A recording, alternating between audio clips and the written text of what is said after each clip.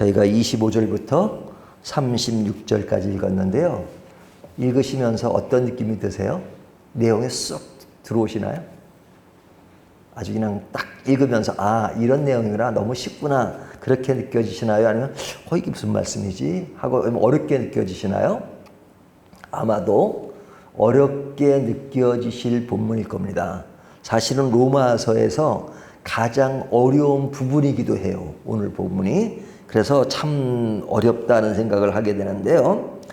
이 11장 마지막 이 부분은 이제 9장부터 쭉 이어지는 거잖아요. 이제 9장은 그 복음에 관해서 좀 더 8장까지와 분위기가 다르죠. 8장까지는 이 복음에 대한 것이 이렇게 개인적으로 어떻게 구원을 얻을 것인가 하는 부분이라면 9장부터 11장까지는 좀 더 포괄적이고 좀 우주적인 그런 것이잖아요. 그래서 어떤 구원의 역사, 또 구원의 어떤 규모가 크죠. 이방인과 유대인들 비교도 하고요.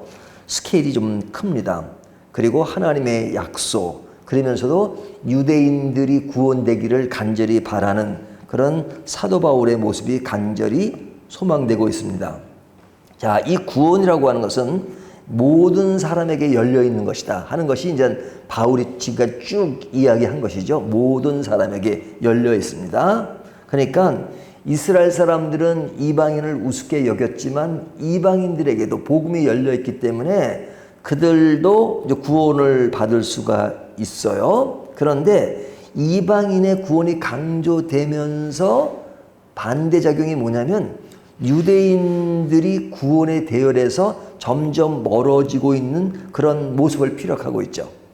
그들은 예수님을 믿지 않고 믿음으로 구원 얻는데 믿지 않으니까 구원 얻을 수 없는 거죠. 율법으로는 구원 얻을 수 있는 것이 아니니까요. 그러니까 이렇게 이방인들과 유대인이 비교되는데 이방인들은 점점 살아나는데 유대인들은 점점 사그러지는 그런 모습을 보면서 사도 바울은 굉장히 자기 동족인 이스라엘 보고 안타까워하는 장면이죠. 자, 이 안타까워하는 장면이 이렇게 디테일하게 피력되다 보니까 어떤 느낌이 드냐면 유대인들에게는 과연 구원이 없는가? 유대인들에게 구원은 물 건너갔는가? 하는 그런 생각을 하게 되죠.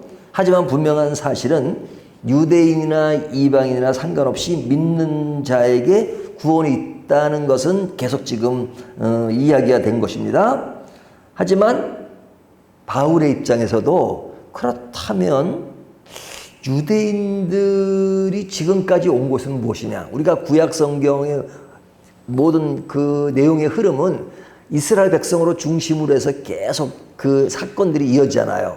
거기에 나오는 인물들이나 또 이스라엘 백성을 통해서 뭐 가나안 땅으로 들어가는 과정이나 가나안 땅에서 선지자들이 나오고 또 그들을 통해서 계속 예언되었던 그 모든 내용들이 이스라엘 중심으로 되어 있잖아요. 그런 가운데 하나님은 그들에게 약속을 하십니다.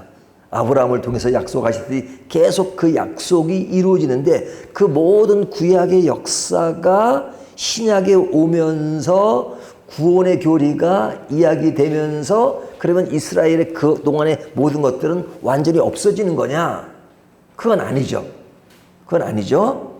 근데 그것이 아니라면 그러면 이스라엘은 과연 뭔가? 사도 바울의 입장에서도 어떤 복음의 교리를 이방인들에게 집중해서 이야기하지만 지금 그 의문점은 있는 겁니다. 이 이스라엘 사람들은 과연 어떻게 되는 것인가 하는 그런 의문들이 있단 말이죠. 오늘 이제 그런 것을 좀 다루는데요.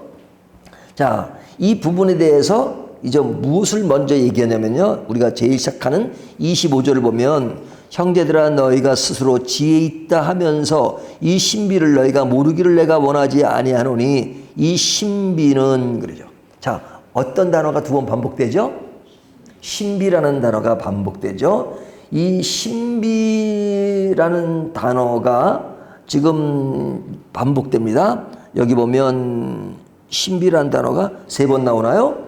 여기 25절에 나오고 또 나오죠. 25절에 신비라는 단어가 쭉 나옵니다. 이게 반복돼요. 이게 신비라는 것은 뭐 비밀이라는 말도 되고 그리고 좀 뭐랄까 이렇게 알기 힘든, 그냥 이렇게 좀 형이상학적인 그런 분위기가 나오잖아요.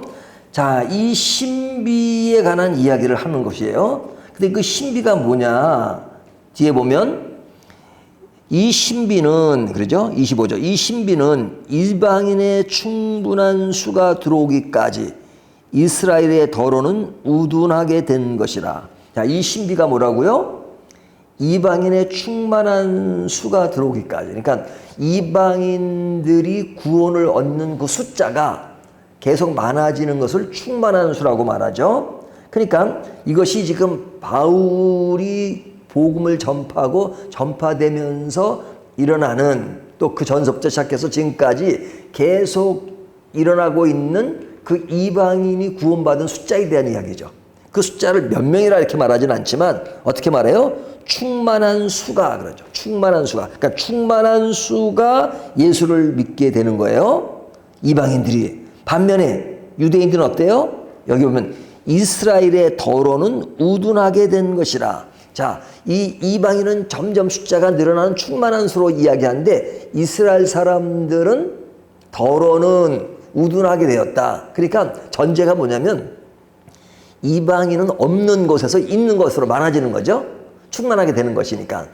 그런데 반면에 더러는, 이스라엘의 더러는 우둔하게 됐다는 것은 충만해야 되는 그런 것들이 점점 둔해져서 점점 약해지는 그런 부분을 이야기하죠.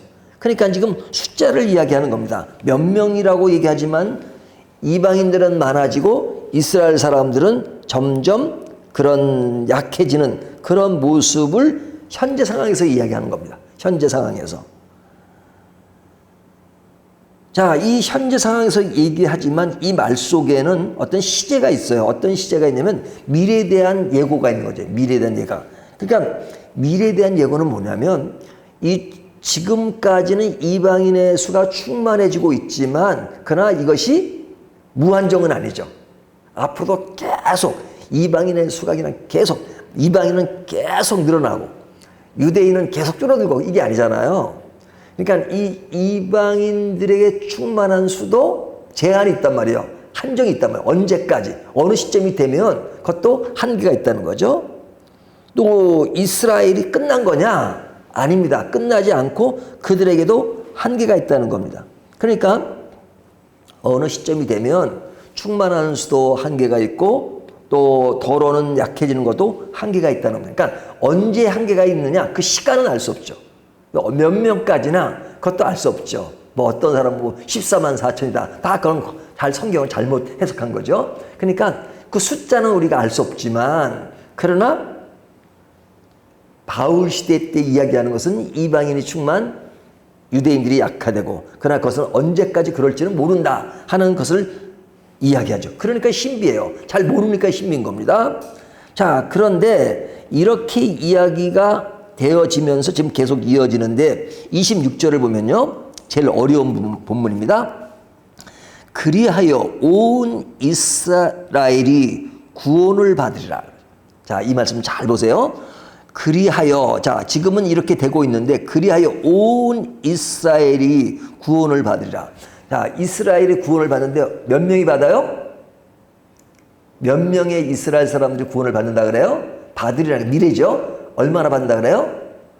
온, 그러죠. 온. 예? 예? 이 영어랑 비슷해요. 영어 all. 한국의 온, 그죠? 그러니까 이 온이라고 하는 모든 것이에요. 모든 것. 그러니까 모든 사람들이 이스라엘, 그러니까 민족적으로 말할 수도 있죠. 온 이스라엘이 구원을 받으리라. 그러면 지금까지 설명했던 것은 뭐예요? 굉장히 그것을 뒤엎는 듯한 그런 느낌을 주잖아요. 온 이스라엘 구원을 받는데요. 그러면 지금까지는 이스라엘의 역사가 이뤘을 때 그 역사의 기본 뿌리를 통해서 이방인들이 구원을 받았다고 이야기합니다. 그런데 이제가 아니라 이제 계속 되어지는 그 어느 시점에 온 이스라엘의 구원을 받는다 그러면 지금까지 이스라엘에서 이방인으로 바뀌었다면 또 이방인에서 이스라엘로 바뀌는 것이냐 하는 그런 생각이 들잖아요. 그러니까 그 뒤에 나오는 이야기를 보면요. 26절 이후에 나오는 이야기가 32절까지 계속 이어지는데 보면 다 읽지 않습니다. 여기 보면 이스라엘에게 그 하는 모습들이 나타날 것이다. 26절에 보면 구원자가 시온에서 오사 야곱에게서 경건하지 않은 것을 돌이키시겠고 그러죠. 또 27절에 보면 내 언약이 이것이라 함과 같으리라 그러죠. 그 언약이 뭐냐면 그들이 죄를 없이 할 때에 그들에게 이루어질 내 언약이, 하나님이 이스라엘 백성들에게 주신 그 언약이 이루어질 때가 있을 것이다 이렇게 말합니다. 또 28절에 보면 택하심을 입은 자라 이렇게 말하죠. 그 다음에 29절 보면 하나님의 은사와 부르심에는 후회하심이 없느니라. 하나님이 아브라함을 불렀듯이 이스라엘 백성을 부른 것에 대해서 후회함이 없다. 그 이야기는 뭐냐면 이스라엘을 버리지 않는다는 얘기잖아요. 그러니까 앞에 온 이스라엘이 구원을 얻는다는 말과 계속 연결되는 겁니다. 그 다음에 31절을 보면 이와 같이 이 사람들이 순종하지 아니하니 이는 너희에게 베푸시는 긍휼로 이제 그들도 긍휼을 얻게 하려 하심이라. 이스라엘 백성들이 타락해서 이방인들의 구원이 이루어졌다면 반대로 이방인의 타락이 이스라엘의 구원으로 이루어질 수 있다라는 것을 시사하고 있단 말이죠. 그러니까 이방인에게 기회가 있었던 것처럼 유대인들에게도 기회가 있을 것이다 이렇게 말하는 거죠. 32절 하나님이 모든 사람을 순종하지 아니하는 가운데 가두어 두심은 모든 사람에게 긍휼을 베풀려 하심이로다. 그러니까 여기에 가두어 두신 것은 다른 사람에게 긍휼을 베푸는 것이니까 이스라엘도 지금 바울의 시점에서는 둔해졌지만 그러나 그 둔해진 것은 또 긍휼을 베푸는 그런 기회가 된다는 것이죠. 그러니까 지금 26절부터 쭉 나오는 이야기 32절까지 보면 강조점이 어디에 있어요? 이스라엘의 구원에 대한 것을 강조하고 있잖아요. 그러니까 지금은 이 본문만 보면 지금은 완전 모든 구원의 포커스가 누구에게 쏠려 있어요? 이스라엘에게. 온 이스라엘이 구원을 받으리라. 굉장히 직선적이잖아요. 그리고 단정적이잖아요. 온 이스라엘에게 구원이 있으리라. 그렇죠? 그래서 많은 사람들은요,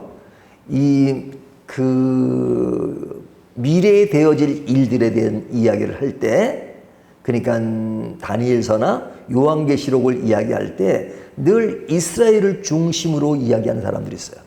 그 핵심의 포인트가 뭐냐면 결국은 주님이 오실 때 그 오시는 징조가 뭐냐? 이스라엘이 구원되는 것이 예수님의 오심의 징조다. 이렇게 말한단 말이죠. 자, 그래서 그 사람들의 그 핵심은 모든 시선이 누구에게 집중되느냐? 유대인들에게 집중이 되는 거예요. 지금 현재 이스라엘에게 집중이 되는 겁니다. 그래서 모든 성경의 해석을 이스라엘의 중심으로 해석하는 사람들, 이 사람들을 뭐라고 말하냐면 시온주의라 그래요. 시온주의란 말은 모든 성경의 해석, 구원의 교리에 있어서도 이스라엘의 중심으로 얘기해요. 그러니까 이스라엘이라는 민족적인 것을 이야기하는 구원을 우주적으로 얘기하는 거잖아요. 우리가 이렇게 말하죠. 구원을 얘기할 때 개인적으로 말할 때는 내가 예수를 믿음으로 구원을 얻는다 그렇게 말하죠. 하지만 우주적으로 설명할 때는 뭐예요? 인간이 에덴 동산에서 쫓겨나서 타락한 인간의 모습이었는데 그 나라가 하나님의 나라다. 그러니까 그리스도의 오심은 하나님 나라가 도래한 것이고 내가 다시 하나님 나라의 백성이 되는 것이다. 이렇게 구원을 설명하잖아요. 그러니까 앞의 구원은 굉장히 어떤 개인적인 차원에서의 설명이지만 후자의 이야기는 우주적이잖아요. 나라를 중심으로 얘기하니까. 그러니까 타락이란 뭐냐? 하나님 나라의 백성으로부터 탈퇴된 것인데 이제 하나님 나라의 백성이 되는 것이다 하는 것이 우주적이잖아요. 그것처럼 지금 이 시온주의들은 그런 그 종말에 이스라엘이 회복되는 것이 주님이 오실 것이다. 그렇게 이야기합니다. 자, 그러면 이 말이 이해가 되십니까? 되지 않으십니까? 이스라엘을 통해서 다시 구원이 재현되고 결국은 이스라엘 회복이 모든 회복의 근원이 된다라는 것이 동의가 되세요? 안 되세요? 사람에 따라서 동의가 되시는 분도 있고 동의가 안 되시는 분도 있어요. 근데 이 시온주의는 항상 그런 그 새로운 이스라엘, 그런 이스라엘이 이방인의 시대가 아니고 다시 구약의 이스라엘에 했던 그 시대가 온다는 것을 강조하고 있습니다. 자, 그렇다면 이 문제가 어려워요. 왜 어려우냐면 얼마나 어려우면 사도 바울은 이 말씀을 쓸 때 신비라고 얘기했어요. 그러니까 신비라고 얘기했을 때는 어려우니까 신비죠. 그렇죠? 신비스럽지 않으면, 어렵지 않으면 굳이 신비라는 말과 너무 명료하게 얘기잖아요. 그러니까 사실은 이렇게 이제 은행원들을 만나잖아요. 뭐 대출 문제라든지 뭐 저희 집도 이제 이사를 가야 된다 그러면 이렇게 뭐 대출을 막 끌었잖아요. 그러면 대출을 연기한다면 은행원들이 오잖아요. 그러면 그 사람들 말하는 거 보면요. 진짜 명료해요. 아주 명료해. 딱딱 떨어져요. 왜냐면 숫자 가지고는 할 일만 틀려도 안 되는 직업이잖아요. 그리고 뭐 계약서를 쓰면 글자 한 자만 틀려도 안 되는 사람들이잖아요. 그러니까 그런 사람들은 굉장히 아주 명료해요. 그래서 그럴 때마다 야, 참 저렇게 명료할까 그런 생각이 들거든요. 근데 우리가 신앙을 논하는 데 있어서는 늘 명료한가요? 명료한가요? 저는 그 어떤 성경에 있어서 굉장히 명료해야 될 부분이 있고 명료하지 않아야 될 부분이 있다고 생각을 해요. 근데 이 두 가지가 이게 바뀌면 굉장히 혼란스럽습니다. 어떤 사람이 목사님 예수님이 매월 며칠에 오시죠? 명료하게 좀 답변 좀 해주세요. 그러면 제가 명료하게 이야기하면 이단입니다. 그렇죠? 명료하게 이단이면 뭐 꼭 이런 것이 아니더라도 뭐 어떤 사람은 굉장히 뭐 병 고치는 은사가 있고 뭐 하는 사람들이 있어요. 그런 사람들에게 그 사람이 진짜인가 가짜를 분별하는 어떤 방법을 어떤 목사님이 얘기하더라고요. 이렇게 물어보는데요. 내 병이 언제, 매월 며칠 언제 났고 그 다음에 어떤 과정을 통해 낫습니까? 라고 질문하면 된대요. 그러면 그것을 명료하게 답변해 주는 사람은 거의 잘못된 사람이라고. 거의 잘못된 사람. 좀 제대로 된 사람은 그렇게 안 하고 그거는 잘 모르지만 하나님께서 은혜를 주시면 나을 수 있죠. 이거 흐리멍텅하게 얘기하는 게 진짜라는 거예요. 그렇죠? 왜? 이런 것들은 굉장히 신비스러운 것이기 때문에 그 인간이 가지는 연약함 속에서 그 모든 것을 인간이 다 한다? 그거는 말이 안 되는 거예요. 그러니까 이것이 굉장히 신비스러운 이야기예요. 그러니까 이 신비스러운 얘기를 하여튼 누가 꺼냈느냐? 바울이 꺼냈어요. 바울이 꺼냈으면 그러면 이스라엘의 구원이 그런 앞으로 되어질 징조의 핵심이냐? 이렇게 이야기를 꺼냈다면 이에 대한 답변을 누가 해야 돼요? 사도 바울이 꺼냈으니까 사도 바울이 답변을 해야 되잖아요. 그렇다면 오늘 본문이 32절로 끝나는 것이 아니잖아요. 32절까지는 이렇건시다 라고 이야기하면 33절에 딱 바울은 정답을 얘기됩니다. 이 신비는 무엇이냐? 이스라엘이 다 구원받는다는 이야기는 뭐냐라고 33절에 이야기를 해야 돼요. 하지만 33절을 보세요. 깊도다 하나님의 지혜와 지식의 풍성함이요. 그리고 그 얘기는 없어져 버려요. 없어져 버려요. 그러니까 이 얘기가 없어져 버려요. 그러니까 딴 얘기를 한단 말이죠. 그러면 이게 뭐냐라는 생각이 들 수가 있잖아요. 자, 그것은 왜 그런지를 조금 이따 이야기하고요. 벌써 시간이 다 됐는데 그 33절부터 나오는 이야기 중에 반복되는 단어가 있습니다. 34절 보면요. 깊도다 하나님의 지혜와 지식의 풍성함이요. 그의 판단은 헤아리지 못할 것이며 그의 길은 찾지 못할 것이로다 하면서 34절에 뭐가 나와요? 누가 그러죠. 누가. 또 35절 누가 주께 먼저 드려서 36절 이렇게 보면서 이 누가라는 단어가 반복되는 것을 볼 수 있죠. 누가. 그렇죠? 34절에 두 번 나오고 35절에 두 번 나와요. 근데 이 누가라는 말이 뭐냐? 누가 주의 마음을 알았느냐? 누가 그의 모사가 되었느냐? 누가 주께 먼저 드려서 갚으심을 받겠느냐? 이 얘기는 뭐예요? 누가 알겠느냐 하는 거죠. 그러니까 뭐에 대한 알매요? 앞에 나오는 그 신비스러운 이야기, 그 이스라엘 백성이 구원되는 그런 것들에 대해서 누가 알겠느냐 하는 거예요. 누가 알겠느냐. 그러니까 시큰 얘기를 꺼내놓고 그 모른다 이거예요. 모른다. 결론은 뭐냐? 모른다는 거예요. 모른다. 아, 얘기를 꺼냈으면 알려줘야지, 명료하게. 그 은행원들이 얘기하듯이 토시 하나 안 틀리게. 근데 사도 바울은 모른다 이게. 그 왜 모르냐? 그러니까 신비스러운 거예요. 그러면서 하는 말이 다시 33절이요. 깊도다. 아주 깊대요. 이 신비스러운 게 깊은 게 아니라 뭐가 깊으냐? 하나님의 지혜와 지식의 풍성함이요. 그러죠? 자, 지금 포커스가 어디로 바뀌어요? 앞에는 그 이스라엘에 되어지는 그 민족적 상황에 맞춰졌다면 갑자기 지금 상황이 바뀝니다. 지금 영화로 보면 화면이 바뀌어요. 어디로 바뀌었죠? 이스라엘 백성의 상황에서 하나님으로 옮겨지죠. 그러면서 하는 말이 하나님의 지혜와 지식의 풍성함이요. 그의 판단은 헤아리지 못할 것이며 그의 길은 찾지 못할 것이로다. 왜? 하나님이 너무너무 크신 분이기 때문에 헤아릴 수 없는 그분이다. 그래서 깊도다. 그래요. 깊도다. 하나님이란 분이 깊도다. 그러면서 누가 주의 마음을 알았느냐? 누가 그의 모사가 되었느냐? 누가 주께 먼저 들어 갚으심을 받겠느냐? 이는 만물이 주에게서 나오고 주로 말미암고 주에게로 돌아갑니다. 뭐가 강조돼요? 주가. 모든 것이 주 안에 있다 이거죠. 그에게 영광이 세세히 있을지어다. 아멘. 지금 11장 마지막에 지금 모든 포커스가 하나님께 돌아지면서 하나님의 위대하심과 하나님의 크심에 대한 이야기를 하고 있어요. 자, 그렇다면 이 신비가 방향이 어떻게 바뀌었느냐?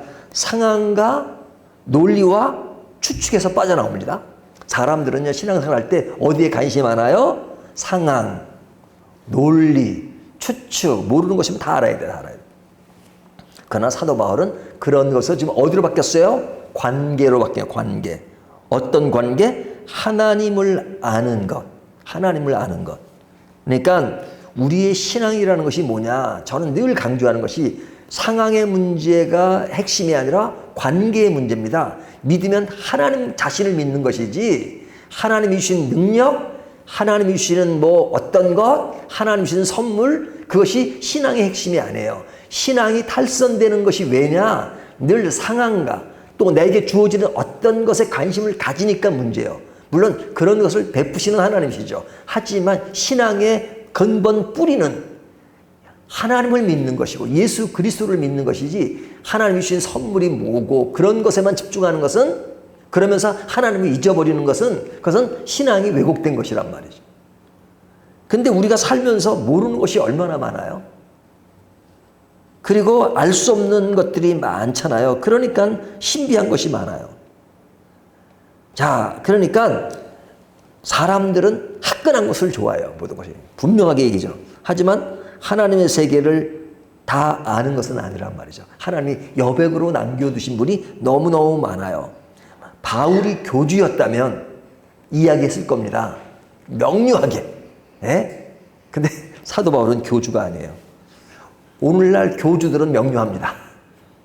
아주 명료해요. 예? 이단들은 명료해요. 근데 저같이 이랑 전통적인 목사는 명료하지 않을 때가 많아요. 왜 명료하지 않을 때가 많냐? 하나님이 여백으로 남겨두셨기 때문에. 하나님이 말씀하지 않은 것을 어떻게 얘기해요? 그럼 하나님은 왜 말씀하지 않느냐? 하나님은 그때가 이르기 전까지는 여백으로 남겨놓은 것이 많고, 그리고 하나님의 세계가 인간의 세계와는 너무너무 엄청난데 어떻게 인간이 다 알려준다고 다 알 수 있는 것도 아니에요. 하나님의 세계는 100이라면 인간의 세계는 0.0000001도 안 되는데 그걸 알려준다고 알겠어요? 그러니까 사도 바울이 인간은 부분적으로 아나 그렇게 말하잖아요. 그러나 그때가 되면 그런 이야기를 하잖아요. 자, 그러니까 그 모든 방향이 지금 하나님께로 흘러갑니다. 그러니까 지금 다시 이제 마지막 정리를 합니다. 우리의 구원이 마지막에 이스라엘이 구원되느냐 안 되느냐 하는 것은 몰라요. 몰라요. 여기에 대한 그 온 이스라엘이 구원된다는 것은 신학자들이 굉장히 많이 논란을 해요. 이 온 이스라엘은 그 믿는 사람들을 이제는 새로운 이스라엘로 이야기한 것이다. 이렇게 말하기도 하고, 또 어떤 사람은 그냥 이것은 그 이스라엘 백성 중에서도 믿는 그 사람들만 얘기하는 것을 온이라고 했다. 뭐 등등 여러 가지 해설이 많아요. 하지만 정직한 해석은 뭐냐? 사도 바울이 날 모르겠다라고 말하는 것처럼 모르겠다. 모르는 것이 많아요. 시온주의가 말하는 것처럼 항상 그럴지 아닐지 몰라요. 하지만 분명한 것은 그렇게 알고 계신 하나님을 아시잖아요. 하나님은 알고 계세요. 하지만 우리는 몰라요. 하지만 우리가 분명히 알 수 있는 건 뭐예요? 우리는 그 상황은 알지 못하지만 그렇게 알고 계시는 하나님은 알잖아요. 그러니까 깊도다 하나님의 크심과 영광이요, 나는 그 모든 것을 모른다 할지라도 그것을 아시는 하나님이 나의 아버지시고 나의 구주시니까 나는 그분을 믿는 것으로 That's all. 그것이 끝이에요. 그럼 되는 거죠. 그래서 우리의 신앙생활에 있어서 오늘 얘기는 뭐냐? 우리가 지금 11장을 마치면서 너무나도 많은 구원의 어떤 포괄적인 그런 이야기했고, 그것이 역사적으로 어떻게 변할 것인가 하는 것은 다 알 수가 없어요. 하지만 우리를 구원하신 그 하나님은 너무너무 분명하시다는 것. 그리고 그런 상황 속에서 하나님의 역사는 하나님의 그런 굴레 안에서 흘러가고 있다는 것. 그분이 분명하다는 것. 그러면 끝이죠. 그래서 우리는 늘 신앙생활에 상황에 집착하기보다는 상황을 이끌어 가시고 만들어 가시고 운영하시는 God Himself, 하나님 그분 자신에 집중하는 것이 우리 신앙의 가장 중요한 신앙이다 하는 것을 오늘 본문이 말씀해 주고 있습니다. 이 말씀 따라서 우리가 선을 넘지 말아야 될 진리가 있고요. 또 하나님이 여백으로 남겨두신 부분에 있어서 우리가 어떤 자세를 가지고 신앙생활을 해야 되는가 하는 것들을 다시 한번 정리하는 저와 여러분이 되시기를 주님의 이름으로 축원합니다.